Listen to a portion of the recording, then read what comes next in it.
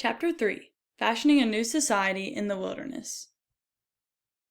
We can learn a lot from the colonial period about policy advocacy, social policy, and the contemporary American welfare state, but we have to start at the beginning. There was a diverse group of people coming to the New World in the 17th and 18th centuries. It was unclear what kind of social policies all these different people would fashion. Medieval society in Europe was hierarchical. A feudal system developed. The Catholic Church, along with noblemen and monarchs, owned all the land. Serfs worked the land and paid taxes. Serfs were bound to the land and had to work. There was no way to work your way up in the society. Whatever position you were born into is what you stayed in. Social structure in the earliest colonies was also hierarchical. Wealthy investors received most of the land while being served by servants. The culture of Americans mirrored the Europeans up until about 1750. Americans often thought of themselves as Europeans instead of an independent status in the New World.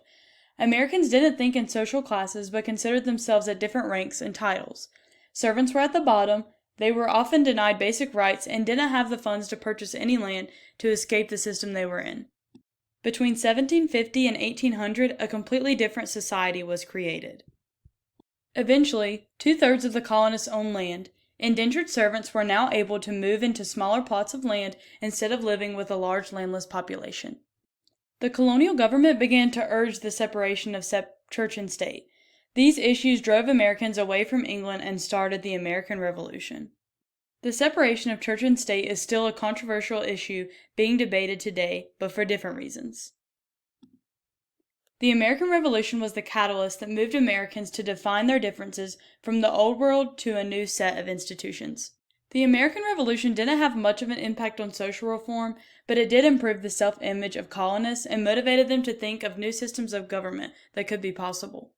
At this point, the colonies had been operating independently. This caused many problems, including problems in trade, military, roads, currency, and foreign policy. The colonists were afraid of a government that had too much control over them, like the one they experienced in England. However, they knew something had to change, so they began drafting the Constitution in 1787. To avoid a central government that was too powerful, the colonists created a system of checks and balances. The founders realized that the government needed to evolve with the changing nation. This eventually led to the development of the federal social policy. The colonists wanted to limit the power of government, but they supported regulation of prices, economic planning, and public improvements. Social welfare policy in the colonial period was created on local poor law institutions.